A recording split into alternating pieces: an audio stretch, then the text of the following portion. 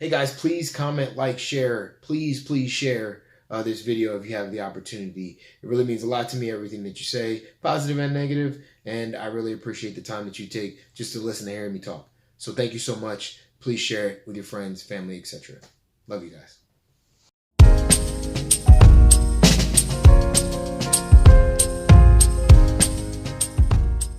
Okay, you got me. I'm not a white supremacist, nor do I subscribe to white supremacist teachings. Although I did find that Dave Chappelle sketch to be one of the funniest things I've ever seen in my life.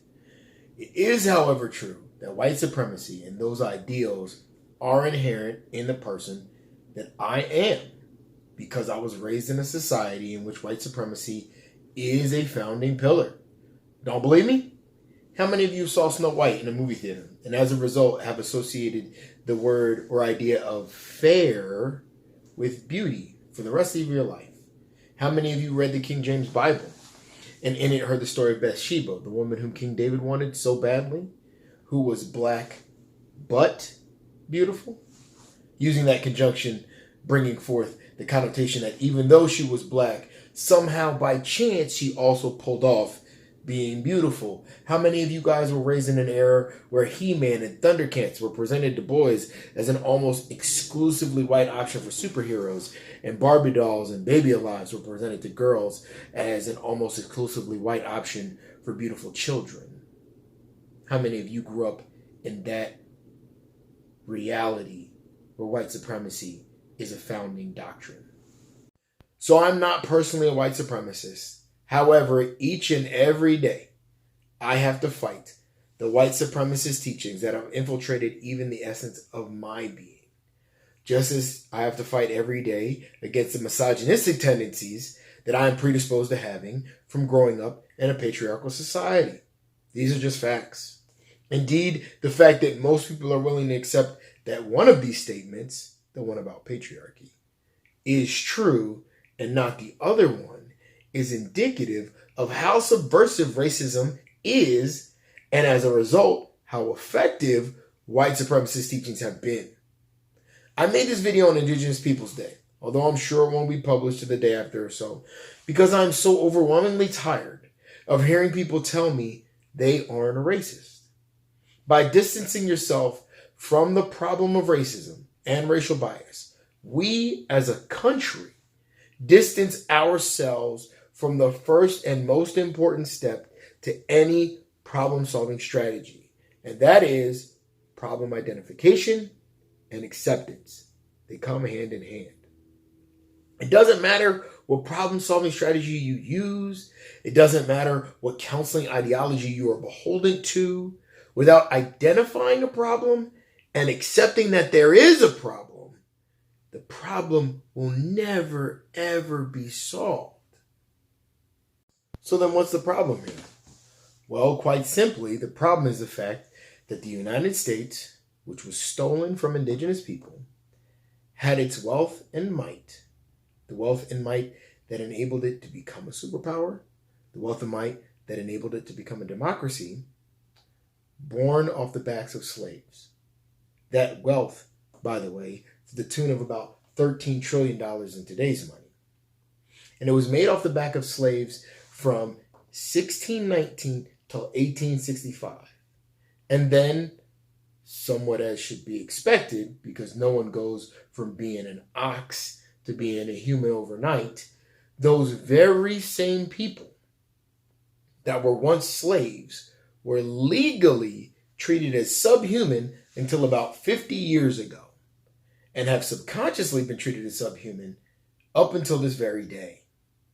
The reason for that is the doctrine of white supremacy that W.E.B. Du Bois calls and puts as, quote, an intellectual wage of whiteness. That intellectual wage of whiteness gave disparate European ethnicities a commonality used to leverage against people of color, a wage that was shared exclusively by white folk up until the founding, from the founding of this nation till this very day. A wage that plays a part not just in how white people act, but in how black people act. Because white supremacy is not having almost exclusively white males as the CEOs and boards of directors of Fortune 500 companies. No. It's the systemic exclusion of people of color from those very same positions of power. You see, white supremacy is nearly as deeply rooted in my brain as a black man as it is in the little white boy who called my daughter a nigger in kindergarten, as the little white girl who called me a nigger in the 3rd grade, or as to the man who called me a nigger a month ago while I protested a statue peacefully, a statue to white supremacy. It runs in the subconscious. It allows people to make the claim that they aren't racist, but still allow for racial bias to exist, and in some cases, that bias to bolster and exacerbate the very problems that exist because of that white supremacy. That's the problem. So, before you make the claim that you're not a racist and vicariously wash your hands of the totality of the problems that come as a part of that, know that I fight and grapple each and every day with white supremacist teachings and ideologies. And I am very much proud of my blackness, just as I am proud of the indigenous blood that runs through my veins.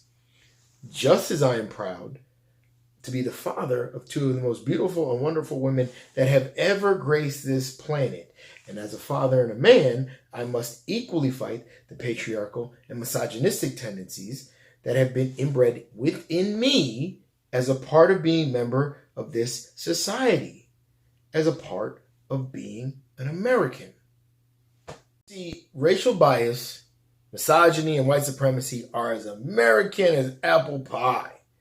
They are the founding pillars of this nation. They enabled a country whose founding documents speak of freedom and equality to enslave a race without ever mentioning slavery in the Constitution or in the Declaration of Independence. So for everyone who believes, for some reason, that because our laws don't specifically say anything about being black or brown, they cannot equally be racially biased, I ask you merely to look at the documents that promulgated slavery as a social norm.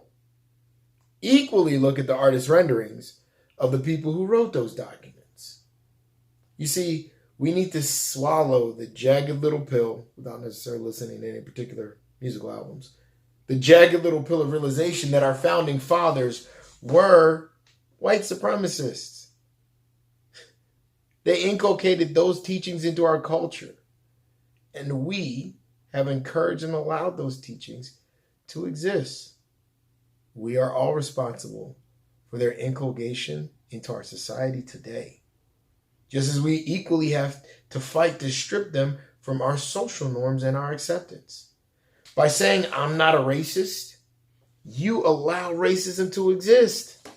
So stop saying that mess to me and become an anti-racist with me. Only in that venue will you be able to honestly say that you love your fellow American and you love your brother, as I have been charged by my God to say that I love you all.